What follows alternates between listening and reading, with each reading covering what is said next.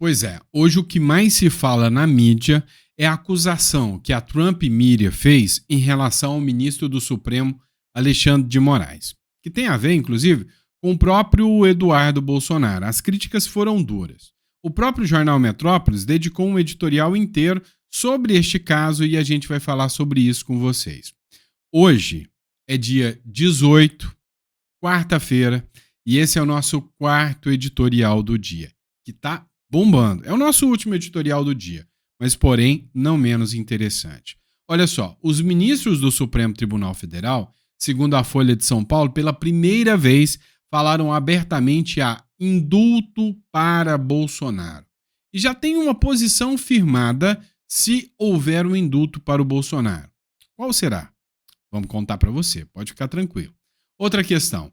O ministro do Supremo Tribunal Federal, o Alexandre de Moraes, já definiu quando será a acariação, ou seja, o tete-a-tete do Braga Neto e também do Mauro Cid. Essa ação do golpe não está convencendo muito, né? Quem sabe uma acariação aí vai esclarecer um pouco mais, né, a visão do brasileiro. Outro ponto também é uma reunião que aconteceu entre o Hugo Mota e o governo Lula. E quando tem reunião do Mota com Lula, geralmente quem que leva o prejuízo? Você e eu que pagam impostos. Pois é, teve uma grana liberada no meio dessa história toda e a gente vai falar sobre isso. Outro ponto é Carla Zambelli e a possibilidade do processo de cassação contra ela ser revertido depois de uma estratégia feita pelo próprio PL na Câmara dos Deputados. Vamos falar sobre isso com vocês aqui também.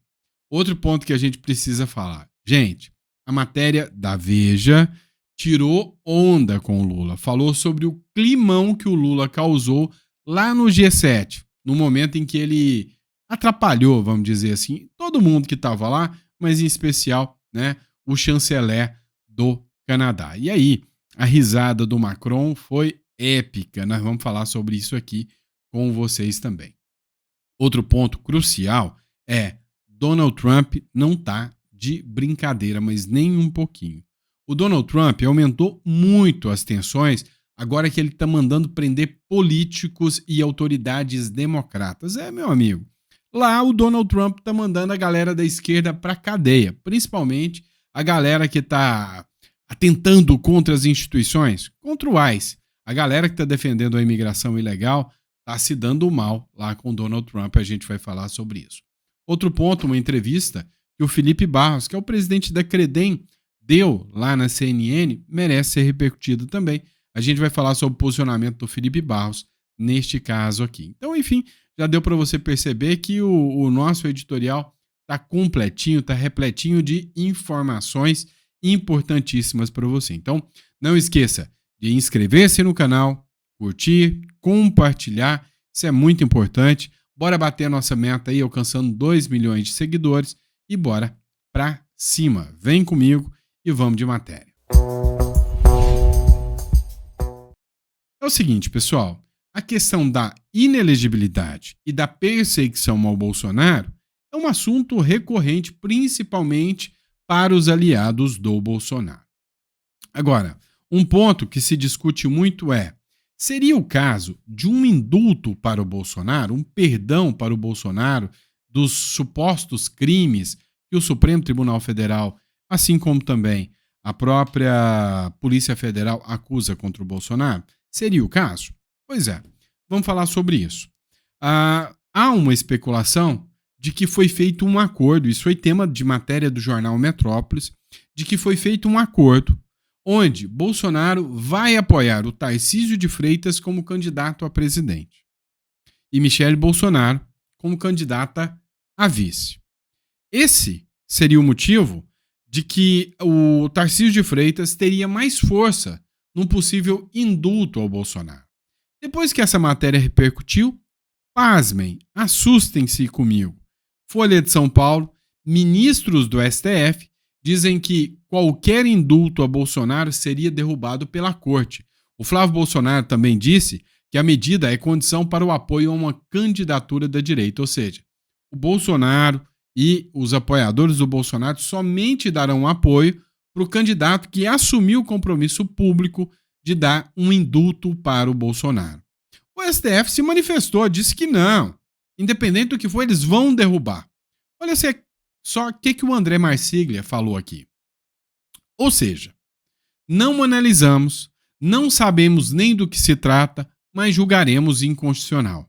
Ô, meu amigo, aí é triste, né? A inconstitucionalidade no país se tornou a vontade política dos ministros.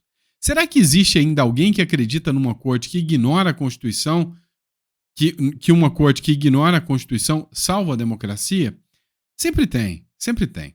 Eles fizeram a mesma coisa com Daniel Silveira. O Congresso se calou. É fato. Ou seja, deveriam ter levantado, o Congresso deveria ter questionado. Agora, está tarde demais. Ou seja, não me importa como virá, já declaramos inconstitucional, independente do que for. Ou seja, para o Bolsonaro, nós não aceitamos. São inimigos declarados do Bolsonaro. São eles imparciais para julgarem Bolsonaro? Acho muito pouco provável. Vamos lá, pessoal. Diante da fragilidade da delação do Mauro Cid, agora o Braga Neto está preso já há um tempo. Ele fez um pedido de acariação, ou seja, vai ser confrontado o Braga Neto com o Mauro Cid. Os dois vão discutir, vão debater ali os pontos de divergência entre o depoimento de um e do outro. Acontece que o Mauro Cid, como eu já disse, é o delator, né? Não pode ter divergência no que o Mauro Cid fala. Tem que ser concreto, fiel o que ele fala. O ministro do Supremo, Alexandre de Moraes, já marcou, já definiu a data de acareação entre o Mauro Cid e o Braga Neto. É óbvio que a gente vai estar com pipoca na mão acompanhando, né? Eu quero ver a pressão do Braga Neto em cima do Mauro Cid no dia da análise da ação penal 2668. Na verdade, vai ser realizado no dia 24, terça-feira que vem, a acariação. Vai ser a partir das 2h da tarde. A acariação entre Mauro Cid e o coronel Braga Neto. A acariação vai ser com ambos, acompanhados com seus advogados, para tirar qualquer divergência sobre o depoimento, né, do Mauro Cid, que não condiz com o depoimento do Braga Neto. Vamos estar acompanhando. Vamos lá, pessoal. Outro ponto que está gerando uma discussão pesada é a questão do Alexandre de Moraes na mira do Donald Trump e da Trump Media. Primeira coisa que você precisa entender. A Trump Media entrou com ação. E o Congresso norte-americano e a Justiça norte-americana mandou citar o ministro do Supremo, Alexandre de Moraes, para responder à ação. Um ponto passou batido e poucos advogados debateram isso. A Justiça norte-americana não reconheceu o ministro Alexandre de Moraes como parte integrante de um poder brasileiro. Mandou citar a pessoa do Moraes no CPF de Moraes e não a instituição. Ou seja, a Justiça americana fez uma clara distinção. Alexandre de Moraes não é a instituição STF, neste caso aqui. A Trump Media e o Rumble, que são as empresas ligadas ao Donald Trump, acusaram Alexandre de Moraes de perseguir Eduardo Bolsonaro. A Justiça dos Estados Unidos, a pedido das empresas norte-americanas Trump Media e também do presidente dos Estados Unidos e a Rumble, expediu em 6 de junho uma nova citação contra o ministro do Supremo Tribunal Federal, Alexandre de Moraes. No texto, as empresas acusam Moraes de perseguir politicamente opositores do presidente Luiz Inácio Lula da Silva e citam nominalmente o Eduardo Bolsonaro e o blogueiro bolsonarista, o jornalista, vamos dar os nomes, Alan dos Santos como perseguidos. Os requerentes afirmam que as decisões de Moraes incluem autoridades eleitas, jornalistas, juristas, artistas e cidadãos privados. A grande maioria desses alvos são críticos do presidente Luiz Inácio Lula da Silva e do ministro Moraes, ou de instituições brasileiras, sobre as suas influências. Pois é, a partir da nova citação, o ministro do Supremo Alexandre de Moraes passa a ter prazo para apresentar defesa. Hoje o jornal Metrópolis fez uma análise desse caso também, que eu compartilho aqui com vocês Agora. A Justiça dos Estados Unidos expediu essa nova citação contra Alexandre de Moraes do Supremo Tribunal Federal. O pedido foi feito pelas empresas Trump Media e Rumble, que acusam Moraes de perseguir opositores do presidente Lula. Entre os nomes citados estão o do deputado Eduardo Bolsonaro e do blogueiro Alan dos Santos. As empresas alegam que Moraes tem como alvo jornalistas, juristas e até cidadãos comuns, todos críticos ao governo e ao próprio ministro. Elas afirmam ainda que decisões do ministro atingem até empresas e residentes dos Estados Unidos. E o episódio que acirrou os ânimos foi a suspensão do X no Brasil em 2024, após a rede descumprir as ordens judiciais. Desde então, Moraes virou alvo de ações nos Estados Unidos, incluindo uma movida pela Rumble e em parceria com a empresa de Donald Trump. E agora, com a nova citação, Moraes tem 21 dias para responder à justiça norte-americana e o senador Marco Rubio já disse que Moraes pode ser alvo de sanções com base na lei global Magnitsky. Na citação, também é destacado que Eduardo Bolsonaro está morando nos Estados Unidos desde março e busca asilo político, alegando perseguição. Ele se reuniu com parlamentares americanos e acusou Moraes de extrapolar os limites do judiciário. E a Procuradoria-Geral da República, no entanto, pediu ao STF a abertura de inquérito contra o Eduardo. As acusações envolvem coação, obstrução de investigação e tentativa de abolir o Estado Democrático de Direito. O texto da ação diz que Moraes estaria usando o STF para reprimir vozes críticas, inclusive nos Estados Unidos. E lembra ainda o caso de Alan dos Santos, que teve contas bloqueadas por divulgar prints forjados sobre uma suposta prisão de Bolsonaro. Segundo o processo, silenciar vozes nos Estados Unidos colocaria em risco a liberdade de expressão garantida pela Constituição americana. É um caso que promete desdobramentos internacionais nos próximos meses, assim como a gente tem visto, bastante já há bastante tempo. Que a justiça... Pois é, pessoal, esse caso ainda vai ter muitos desdobramentos. Agora, é necessário analisar tudo que está acontecendo. No próximo bloco, eu vou trazer um vídeo para vocês, onde o presidente da Credem, que é o Felipe Barros, ele dá uma entrevista lá na CNN. Olha só, é impressionante o quanto eles tentam distorcer o assunto.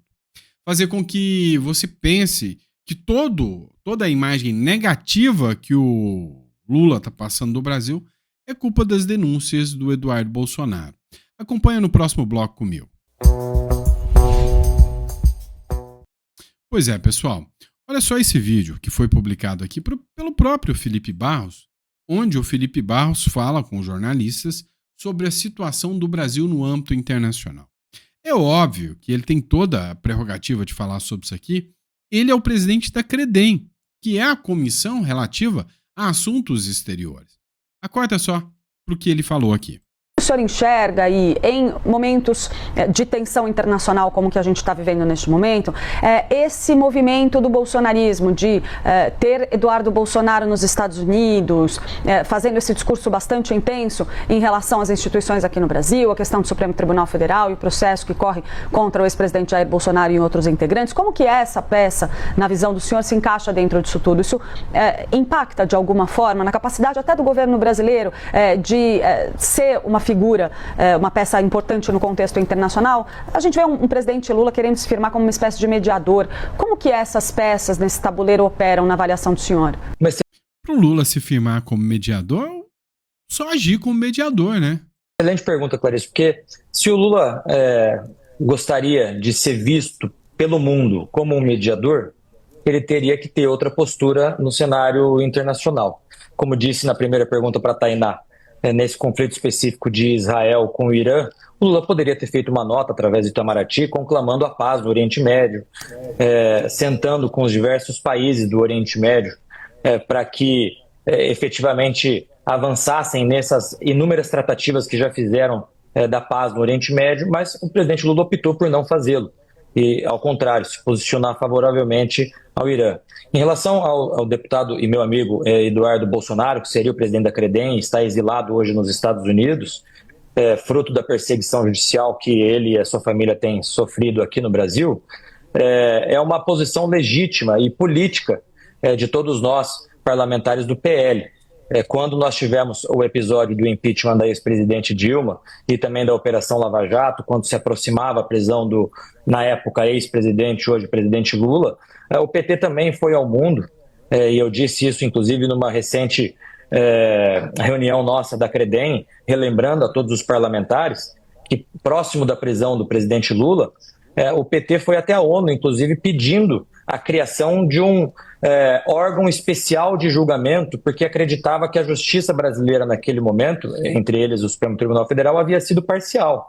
Veja, essa figura de um órgão independente de julgamento do presidente Lula não existe no mundo jurídico, no ordenamento jurídico brasileiro, e isso nunca foi visto como um ato antidemocrático.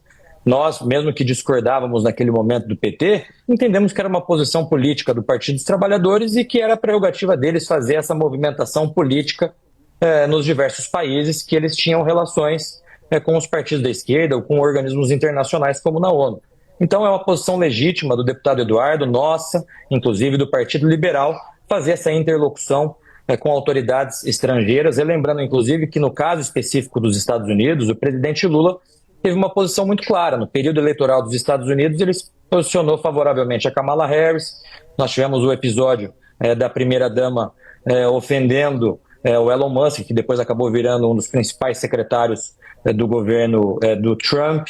No período da transição, após o período eleitoral dos Estados Unidos, nenhuma autoridade brasileira foi atrás da equipe de transição do presidente Trump, fazendo com que hoje a relação do Brasil com os Estados Unidos, mesmo que seja uma relação histórica, importante comercialmente falando, mas a relação entre os governos é praticamente nula.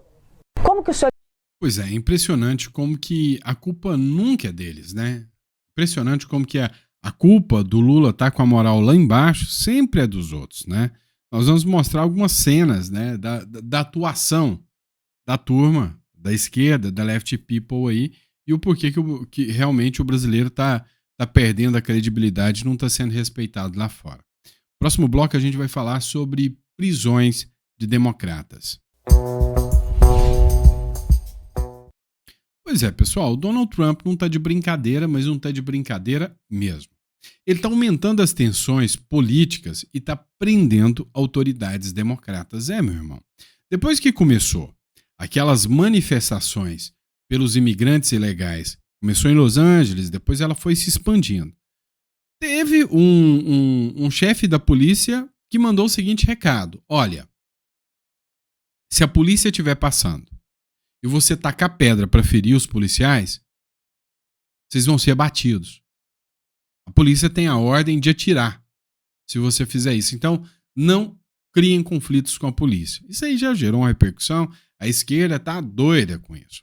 O negócio é que alguns deputados, alguns políticos democratas resolveram partir para cima do ICE, né, que é o grupo, né, o setor de imigração americano, e deu ruim. A vitória do presidente dos Estados Unidos, Donald Trump, aumentou a divisão política do país, principalmente com a intensificação de medidas de repressão a imigrantes sem documentos. O nome já diz, sem documentos. Diante disso, políticos de oposição democratas têm se posicionado duramente contra a administração e, consequentemente, estão sendo presos, detidos, né? O caos político relacionado a políticas de deportação de Trump foi intensificado com a crise em Los Angeles, que culminou na briga entre o presidente e o governador do estado, o democrata Gavin Newsom, tá? O Gavin Newsom. O presidente chegou a ameaçar até prisão para o Gavin Newsom, que é o governador do partido. Brad Lander, que é um controlador da cidade lá de Nova York, né, uma espécie de prefeito, candidato a prefeito, foi preso em um tribunal de imigração em Lower, Manhattan, enquanto tentava escoltar o imigrante que os agentes tentavam prender. Pois é, lá nos Estados Unidos, se você der guarida para os imigrantes ilegais, você é cúmplice. E aí você pode ser preso.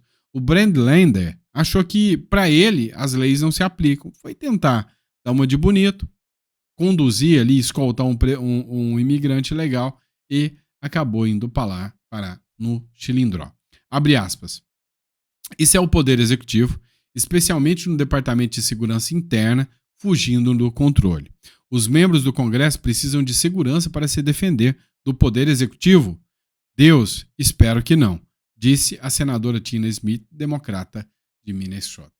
Meu irmão, é o seguinte. Vamos colocar os pingos nos is aqui. Se você acha que aqui o que está acontecendo no Brasil tá certo, o Donald Trump tá certinho. Então, vamos lá. Esse povo que tá latindo aí pela prisão do Bolsonaro, tá enchendo o saco do Bolsonaro aqui, tá mandando prender jornalista, tá mandando prender comediante e fica reclamando, achando bom isso acontecer aqui, não pode reclamar do que o Donald Trump tá fazendo. Não pode reclamar. Agora, se você acha que o que tá acontecendo aqui é ilegal, mas o que o Donald Trump tá fazendo também é ilegal, isso se chama coerência. Então, o que o Donald Trump, de certa forma, está fazendo é ilegal? É ilegal. Agora, se a turma da esquerda aqui tá mandando todo mundo da direita se lascar, não sou eu que vou defender a esquerda de lá também. Tô achando ruim assistir isso, não. Sinceramente, né? Aqui se faz, aqui se paga. Então, deixa. Nós não estamos dando solução, né? Aqui a direita é perseguida, a gente tá vendo o contrário acontecer lá nos Estados Unidos. Simples assim. Não é, pessoal? Vamos lá, partir pro próximo bloco agora. É o seguinte, teve uma reuniãozinha do Hugo Mota com o Lula. E aí quando, né, esses abutres se juntam, o dinheiro público escoa, né? Emendas. O governo Lula libera mais de 500 milhões após reunião com o Hugo Mota. 500 milhões em emendas parlamentares desde o último sábado, quando ocorreu uma reunião com o chefe do Planalto, o presidente da Câmara dos Deputados, Hugo Mota, do Republicanos, e alguns aliados, né, e ministros também. A aceleração na liberação dos recursos acontece em meio à insatisfação dos parlamentares com o ritmo das emendas. O detalhe, né, é que mesmo liberando emendas, o Hugo Mota deu uma traição pesada no Lula e mandou votar a urgência do decreto que derruba o IOF. Parece que o Lula perdeu dinheiro, liberou a emenda e ainda vai tomar uma derrota. Tá bonito pra ele não. Tá nem um pouquinho bonito pra ele. Vamos lá, pessoal. O outro ponto que a gente vai falar é da Carla Zambelli. O PL chancelou a escolha do relator da perda de mandato de Zambelli. O que isso quer dizer? Vamos lá. A Zambelli está sendo imputado a ela 2 crimes. Um deles é por ter andado com arma ali contra um apoiador do Lula durante o período eleitoral, e outra é ter invadido o sistema do CNJ, que é o Conselho Nacional de Justiça, e colocado ali falsamente uma ordem de prisão contra o ministro do Supremo, Alexandre de Moraes. Até aí você está sabendo. Acontece que a condenação que já transitou em julgado e que fez com que a Carla Zambelli saísse do Brasil é referente a essa inserção falsa no sistema do CNJ, esse hack do sistema do CNJ que foi feito por aquele Walter Delgatti. A Carla Zambelli fala que não existia prova nenhuma e que o ministro Alexandre de Moraes é a vítima. A ordem de prisão era contra o ministro Alexandre de Moraes. Agora ele acusa ela, ele julga ela. É ilegal. E é mesmo. Vamos ser sinceros. Só que é o seguinte, a Constituição, no seu artigo 53, ela diz o seguinte, peraí, quem define se um deputado pode ser preso, salvo em flagrante delito ou por crime inafiançável, quem define isso é a Câmara dos Deputados. É a Constituição que fala. Então, o que acontece agora? A Câmara dos Deputados, né, determina e vai julgar na CCJ se a Carla Zambelli vai perder o mandato e vai ter a prisão autorizada. E vai ser julgado. E aí, escolheram o deputado Diego Garcia, que é do Progressistas. Pois é, o PL fez uma análise e disse que o Hugo Mota sinalizou bem e é um ponto positivo para Carla Zambelli, porque o Diego Garcia, embora não seja do PL, embora não seja bolsonarista, teve aliança com Bolsonaro ainda em 2022, inclusive pediu voto para o Bolsonaro e teve o apoio do Bolsonaro nas eleições. Então, tem a grande possibilidade e a grande chance dele votar favorável para a Carla Zambelli. Vamos lá, pessoal. Outro ponto que vale a pena ver de novo, né, é esse caso aqui do Lula incomodando lá no G7. E aí, o debate é muito mais sério do que você possa imaginar, né? As comparações com o Biden, as comparações com uma pessoa que já não está tão bem são inegáveis, inevitáveis. Eu vou colocar aqui para vocês. A Veja colocou a cena mais próxima, né? Aí fala aqui sobre o climão que o Lula causou no G7 ao interromper o premier do Canadá. Dá uma olhada aqui. We wait for 1 minute for the translation, no? Does that work? Can I go? Yeah. Okay.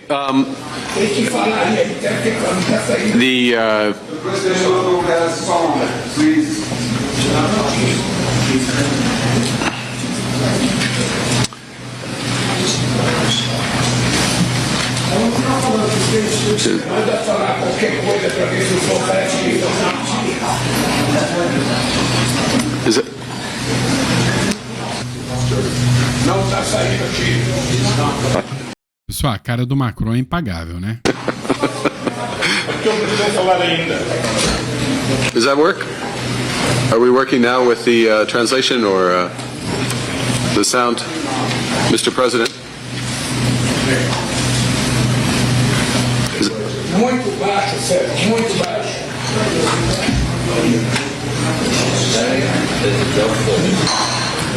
Okay. All right. If we switch. Apologies, Mr. President. Okay, very good. All right. Sabe o que é o ponto pior que a Veja citou aqui?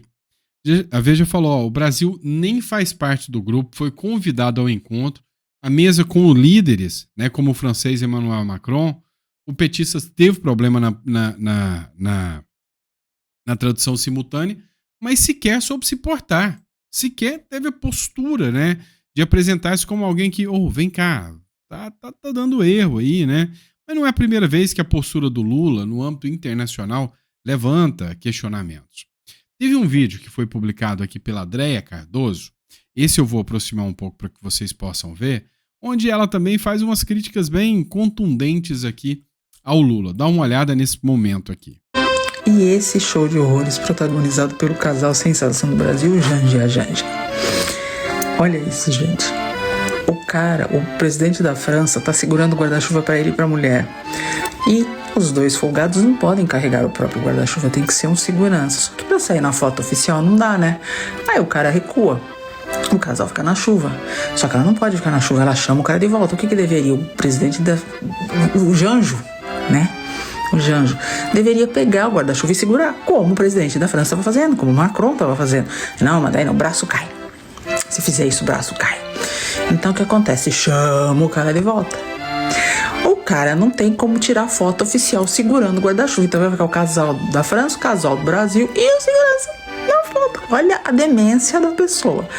Aí o Macron pega o guarda-chuva do casal fofo, da Fofolândia, o Brasil, super hiper bem administrado, por esse casal maravilhoso, e segura o guarda-chuva para os dois gostosos.